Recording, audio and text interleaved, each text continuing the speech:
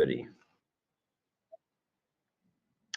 Okay, good morning again, everybody, and thank you for being here. And I just want to run over those opening words a moment before we start into this. Um, and when it says like number two, the primary purpose of your life, this is Saint Ignatius's principle and foundation, and it's annotation number 23. So if it's coming from the spiritual exercises, that number sign in 23 means annotation, which is simply a paragraph number, and it's simply to get all of these different translations in sync with each other so you can find the way somebody's translated it compared to somebody else. Um, Number three is something I've just grown to love and love. If what we have learned and seen and felt means anything, this is early in the big book, it's page 28. But they're really saying if all of our effort here to get these Alcoholic Anonymous meetings going and our steps, our traditions, our service concepts, if it all means anything at all, it means that all of us, um, no matter what, no matter where we're coming from, can have this relationship with a living, loving creator. I mean, this is a promise, and it's saying this is what we believe to be the only important, really important thing in this whole deal is that you um, try to live in relationship with your creator. Now, this immediately gets us into what's the primary purpose of my life and trying to distinguish the difference between the soul and the body mind. And I'm going to ask later on as we get into this stuff, um, have you ever satisfied your body and mind, your human self? My answer is no. I've never satisfied its demands for whatever. And then if I ask, have you ever satisfied your soul? Number one, well, I don't know what it wants, which brings up this amazing question of why is my soul here? If you believe that the soul has many human lives and it has joined your human life and it will survive, it was alive before you were humanly born, and it will survive your human death. And the question is, why is it doing this? What is it here to learn is the way it goes for me. And I really don't know. I think I know quite a lot. And I'm always pretty sure about what I think I know. But when you get to something like that, I'm smack dab in the middle of the mystery. And if you couple that with Ignatius saying it doesn't matter if your human life is good or bad. What a ridiculous thing to say. That's the only thing that does matter, is whether or not my human life is good or bad. And if you couple that with number four, which is saying you've only got these two alternatives. Now, this is an editorial switch here on my part. I'm saying I'm calling one of them desolation and the other one consolation. And I believe that's what St. Ignatius is trying to tell you. You only have two choices: living in desolation or living in consolation. And our steps are a way of moving from living under the tyranny of the human self with all its pains and all its demands and all its seeking of trying to feel better. That's the one question that really plagued me. I mean, I've been plagued by how did I get here? What am I supposed to do while I'm here? What's going to happen when my body mind dies? But the one that bugged me the most was, why can't I feel better than I do? Why do I feel so bad? And the answer, it's taken me 70 something years to get to an answer, is that I have to live in relationship with my creator. I have to try to understand, why did my creator put me here? What am I to learn? What am I to do? And I love that Ignatius is saying, especially when you get into his story and you see his life before what they call his conversion. It was a very worldly life, really into, well, in the old days, they called it the pleasures of the flesh, which just means the human body. Um, and to move from that to him saying the only thing that matters is my relationship with my creator.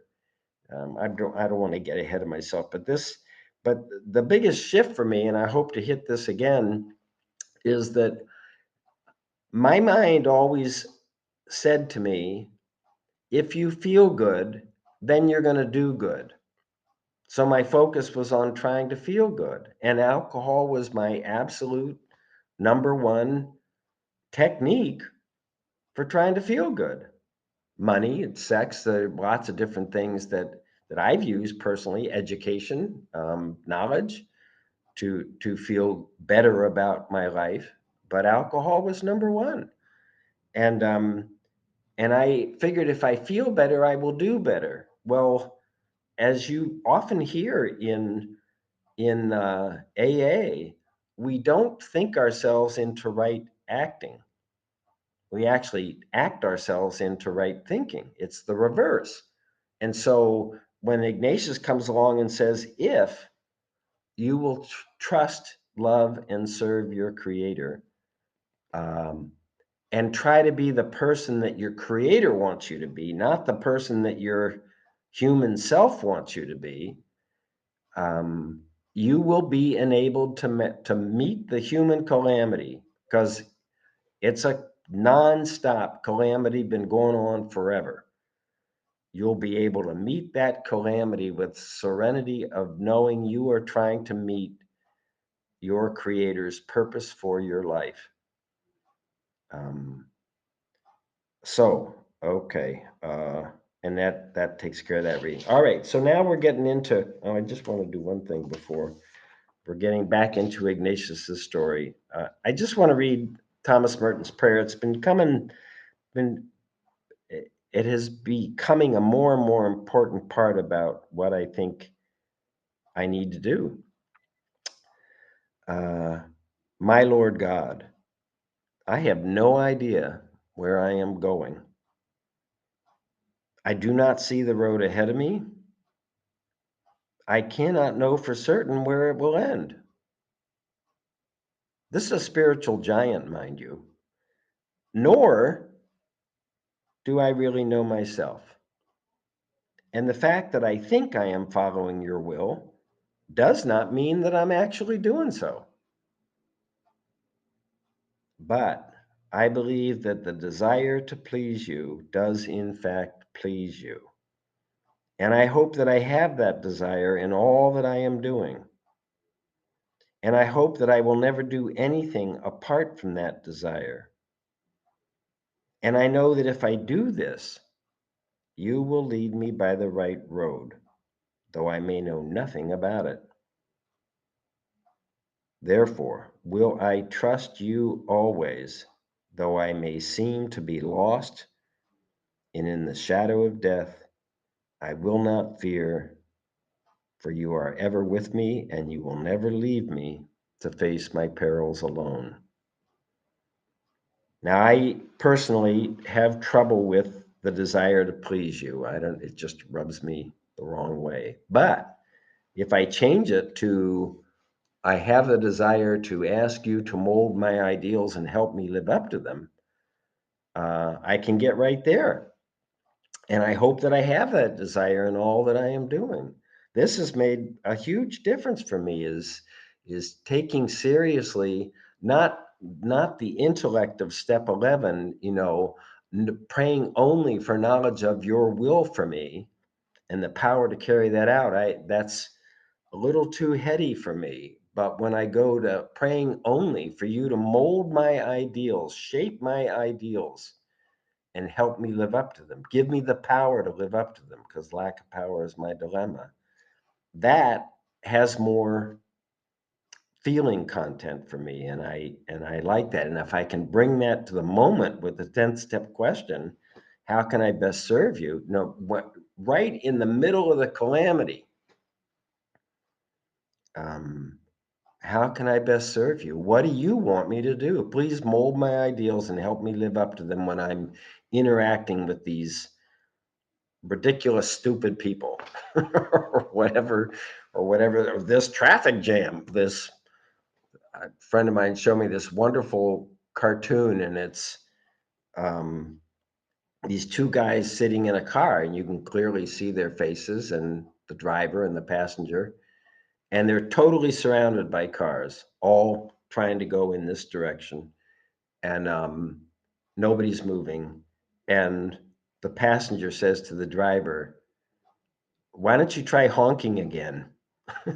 as if as if that's going to make a difference. It's that's the calamity, and the honking is my resentment. I think resentment's going to make a positive difference. Anyway, okay. So why are we doing all this? Why are we excuse me, studying why am I studying Ignatius's life? And I will tell you that I believe that we do steps 1 through 9 to get to the starting line of spiritual work, which I believe is steps 10, 11, and 12 all the time. Not once in a while when I happen to remember it, but all the time. And you hear people say you can break the whole thing down to pause, ask and listen, and then do. Then act in accordance with what you get when you listen. Um, you hear people say, trust God, clean house, help others. I had to clean house before I could trust God. And I'm really at the opening stages of trusting God. I'm not a trusting person. I absolutely do not trust human nature. And so to trust this power that I can't even see, describe, define, whatever. I do like when you hear people say, I can see the effects even though I don't understand it. I can see the effects of electricity even though I don't fully understand its generation or transmission or but I see its effects.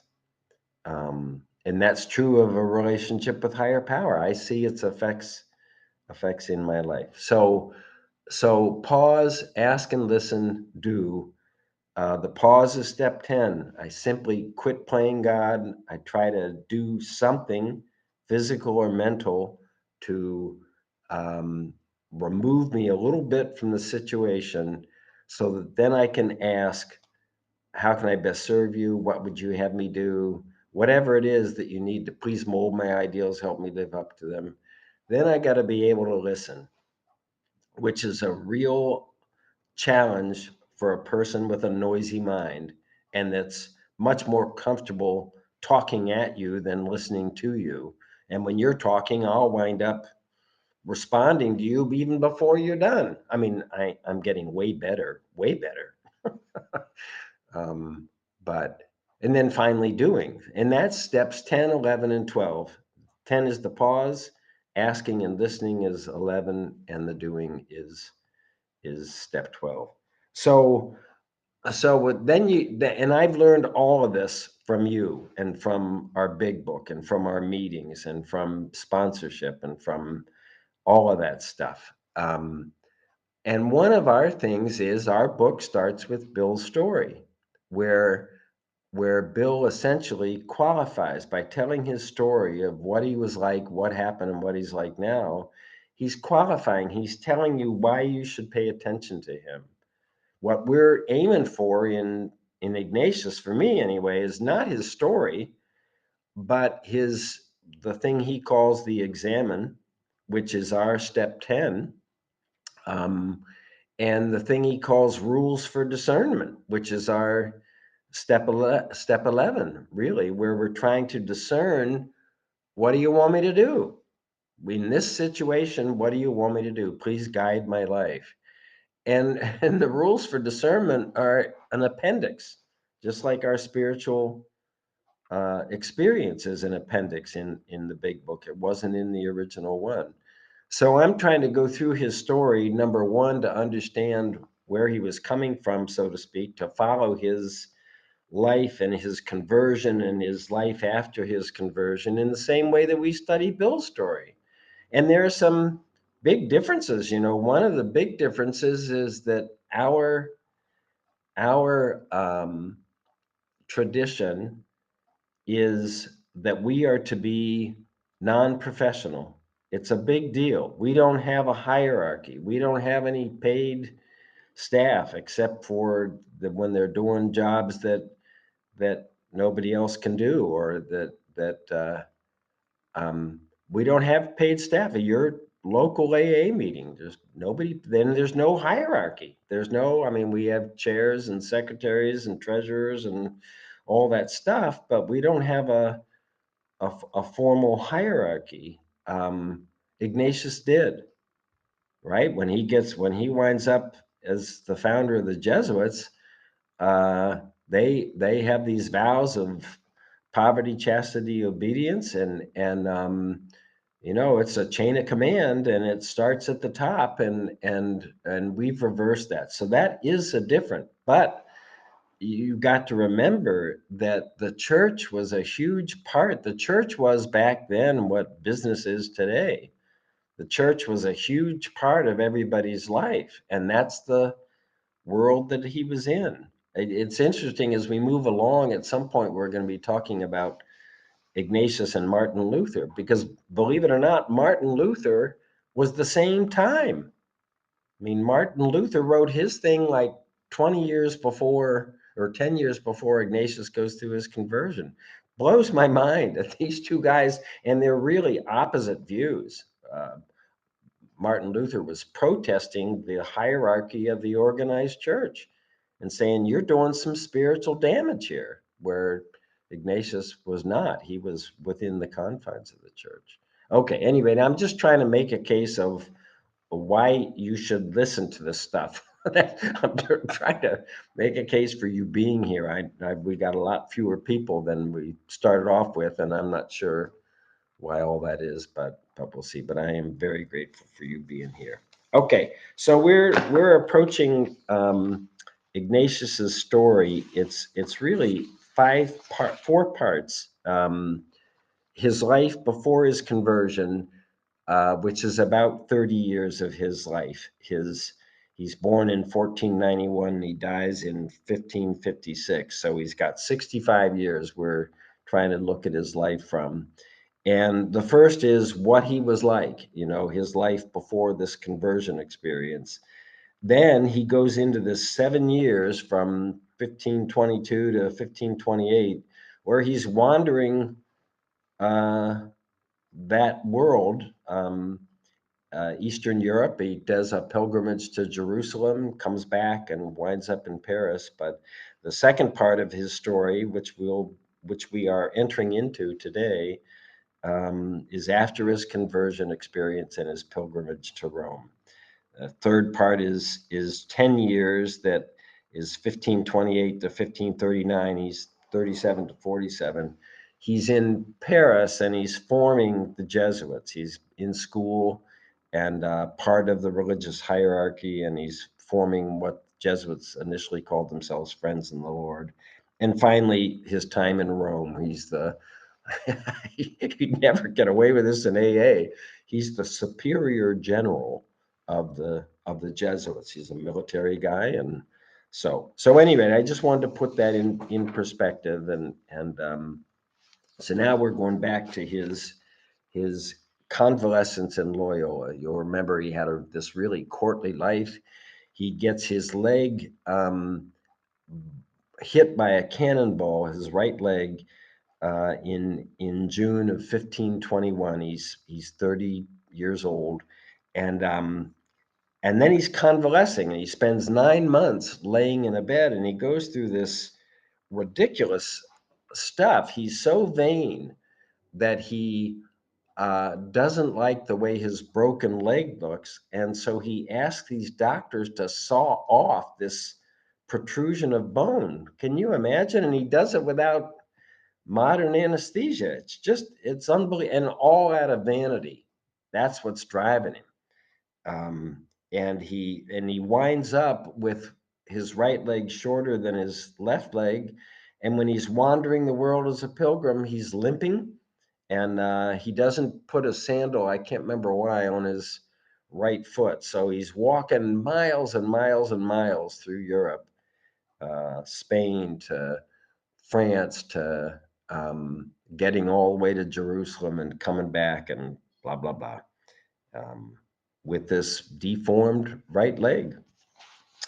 So he's sitting there. I'm going to read you some stuff, and this reading is all coming from this book, Alone and on Foot, which I don't think you can get except on the used market, and you don't need to get it. But it's a combination of some biographies of his life and his own autobiography. You may remember when he's 60 something, before his death, he dictates his own autobiography, does it in the third person, doesn't say I, says he, refers to himself as the pilgrim, never I, and obviously not as a saint because he's not a saint at that point. So you're going to hear some quotes from that, and um, so this is coming from this book, Alone and on Foot, and this little section is called "A Wasted Life." Once again, he was forced to make an appraisal of his life, but this time it was done peacefully, without pressure. Uh, it may have been that many idols crashed noisily to the ground during this self-assessment. This is his step 4, right? He's doing a step 4. He was a man given up to the pleasures of the world and motivated by a strong and vain desire to win renown. He took this is he's quoting him. I mean, he wrote this. Um, let's see, pleasures were motivated by a strong, vain desire to win renown. He took special delight in the exercise of arms. His delight in the vanity of arms was limited to tournaments, duels, challenges, blah, blah, blah. He had been much given to reading worldly and fictitious books, which are generally known as tales of chivalry. So uh, he was very free when it came to loving women, gambling, quarreling about personal honor. I don't think he was an alcoholic. I do think he was a sex addict, and we'll talk about that more later on when he has part of this experience. Um, Even though he had an affection for the faith, that means the Catholic faith of his time, he did not live he did not live to it, nor did he avoid sin. Rather, he was particularly wayward in gambling, womanizing, quarreling, and matters of arms. Same thing again. Um, we're given a picture of how Ignatius wasted his youth. His faith was neither alive nor operative. Um, his life was not integrated. He was restless, rebellious, dissipated in vices, especially sensuality, gambling, womanizing, brawling, blah, blah, blah. His exploits reveal moral bankruptcy. Sound familiar? I mean, that's what we hear in Bill's story, that the moral side of our lives is just not working. He was attacked and defeated by vices of the flesh. So I'm not going to dwell on that, but want to roll on to this. He goes through, as I said, this butchery. So now he's laying there in bed, and to pass away the time, he asked for some tales of chivalry, uh, to which he was very much addicted. Those are his words. Since none of the books he was accustomed to reading could be found, and that he's in a castle, they gave him a Life of Christ and a book on the lives of the saints. Thus it was that Ignatius, who had dreamed of accomplishing great deeds and opted for martyrdom to correct a physical defect, was now introduced to new types of exploits, different kinds of martyrdom. He was introduced to flesh and blood saints, followers of the eternal prince, that would be Jesus, the general captain of their souls. This was religious chivalry. So all he's doing is switching from from uh, the things of knighthood to religious chivalry, and then he goes through this spiritual conversion, this awakening experience. Um, some conversions are intellectual, some are the fruits of emotion, an irrepressible enthusiasm or flashing vision. Um, Rather than being master of one's conversion, one is conquered by the conversion, seduced by truth, goodness, and beauty. Uh, Ignatius, who had been concentrating on nothing more than adjusting the bones of his shattered leg, ends up adjusting his disintegrated soul and his disjointed life. So he starts to recognize the power of different feelings in his life, and he takes this stock of how his life had been, um, and he is given up to. He's not embittered man given up to resentment or skepticism, but he is given up to fantasy. He loves to fantasize. And he even has this fantasy of a woman that he's going to court and win, and that's his way to feeling better about his life. Um, this section is called "Sometimes He Stopped to Think," which is our pause. That's where you pause to look at what's going on. Um, Sometimes he stopped to think about such things as the life of Christ and the flower of the saints. Those were the books that he was given, and to debate and struggle within oneself. He'd been susceptible to fascination exercised by heroic role models. Thinks about St. Dominic and St. Francis. Those are names familiar to us. The St. Dominic is a Spaniard that starts the Dominican Brotherhood, and St. Francis, from the St. Francis prayer and all of that. Um, Restless or joyful, this little section said. Worldly daydreams and light it delighted him as long as he entertained them, but when he grew weary of them, he discovered he was dry and restless. On the other hand, when he thought about what he would do in pursuit of sanctity, going barefoot to Jerusalem, doing these things that the saints did, he found he experienced consolation. And so right away we're getting into desolation and consolation that we referred to in those early readings. And just to define them for you in some fairly simplistic ways, consolation means that I am in sync with God. I am asking God to mold my ideals. I am trying to live up to them. I am being guided in that life. And I know that because the feelings that I have are faith, hope, which can be translated as enthusiasm, and love. I feel positive about my life instead of negative. Desolation is the reverse. Desolation means out of sync with God. I'm living under the tyranny of the ego, and I know that because my feelings are the exact opposite of faith, hope, and love. They're feelings of doubt, extreme doubt about what I'm doing, who I am, what I'm supposed to be doing, um, despair instead of hope. And you remember that despair is one of those hideous four horsemen: frustration, despair. They're in the beginning of the last chapter of the book, where we just feel awful. And finally, fear, which I think is the generator of those other things and an indicator of the failure of self reliance. So now he's starting to see that when he attends to spiritual matters, he feels good. When he attends to the physical human stuff, it doesn't, he feels good temporarily, but it doesn't last. And that's where I was asking before.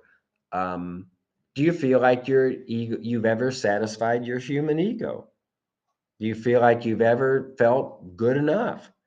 And also the reversal for me that I mentioned earlier, which is where I presumed that if I felt better, I would do better. And where it's really the other way around. If I act in sync with God's wishes for me, I will feel faith and hope and love. That's his promise. And it's really, I think the distinction for us between love and fear, and the distinction between service and selfishness. So the goal here is loving service. That's what Dr. Bob said is his, the letter to the fellowship as he was months before his dying. It all boils down to love and service, as opposed to fear and selfishness. When I'm lost in fear and selfishness, that's the way it goes. When I am in service, and that's my thing. I find when I'm in service, I feel love and I feel gratitude, and that feels good to me.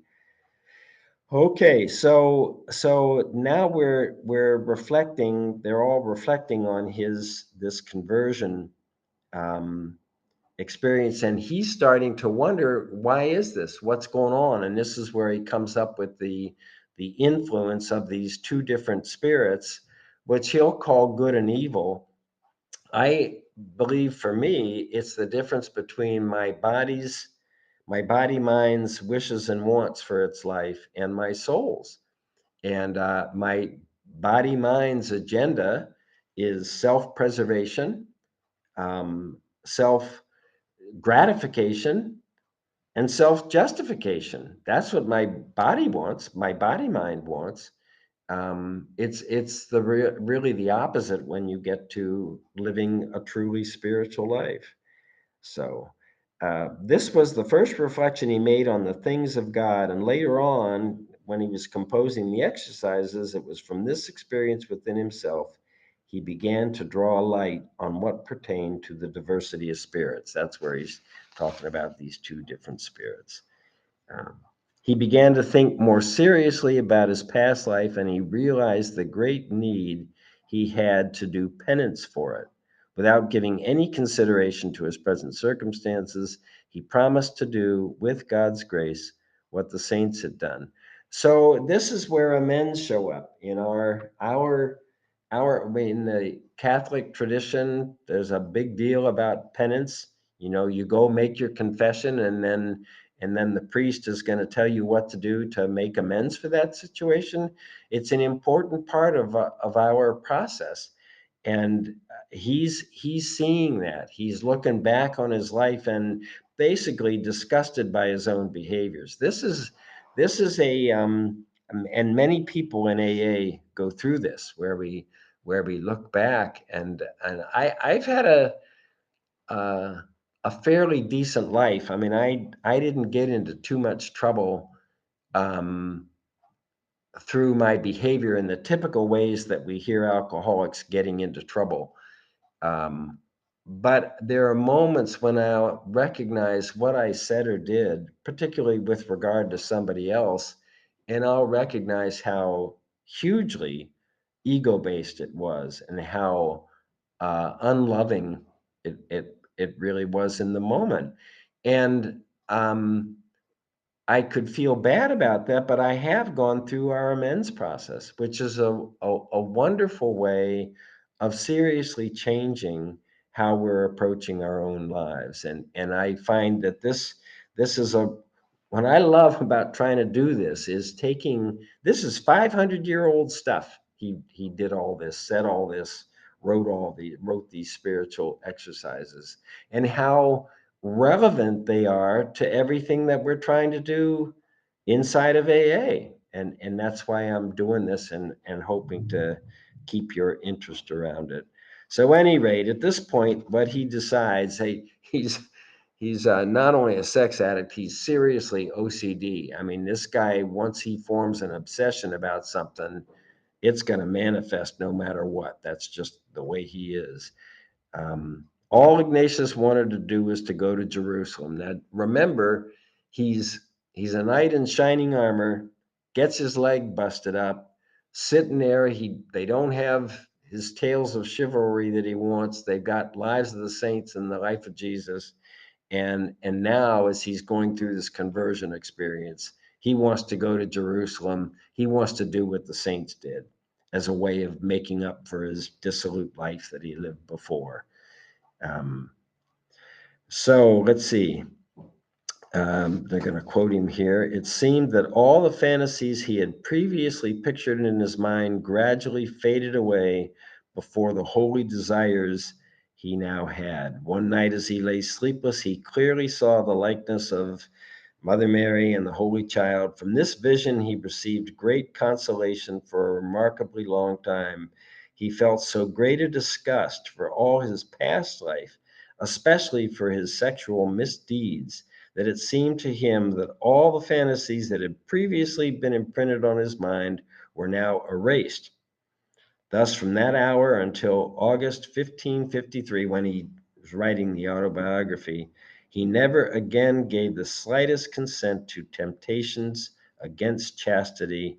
For this reason, the vision may be considered the work of God, although he did not dare to claim it to be so. So another thing here is recognizing, as we do. I'll remind you that we have um, three levels of miracles in AA. Level number one is the miracle that we are not tempted by the first drink. We don't. It's in the 10th step promises. If tempted, we recoil from it as from a hot flame. I've told you that when I went through this depression, that the part that amazed me was that I did not think of drinking. A lot of people do and go back to picking up a white chip, but um, that didn't happen for me. And that's the first level because I recognize I didn't do that. I didn't change my mind from having to drink to not even being interested. Takes different lengths of time for different people. Dr. Bob took him 2.5 years to stop thinking about drinking. That's how hard it was for him. Um, so um, I'm trying to remember where I was. I got this thing, just went away. Um, well, I don't know. Sorry, senior moment.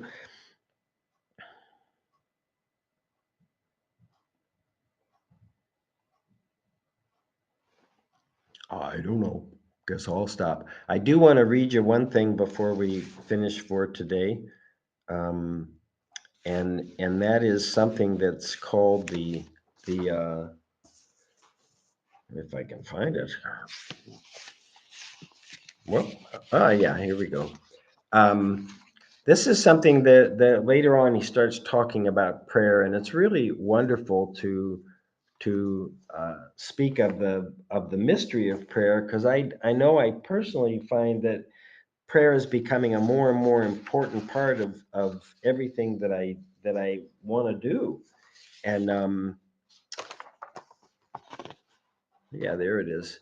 Um, and I'll remind you too something that I think is pretty significant. This guy, Mark Thibodeau, um, he's written a number of books. He's the one that wrote God's Voice Within, which is about the rules for discernment. And he writes, one of his first books was on prayer, and he talks about four different levels of prayer. And the first one is where we talk at God. Sometimes you'll hear people say in meetings, I drank at someone, that is way of getting back at somebody. We drink. And so we talk at God, and then it changes. Level two is, oh, I know what I was talking about. Level two is we talk to God, not at God, but talk to God. Level three is we listen to God, and level four he calls contemplation, is we simply be with God, and that's a high level of prayer.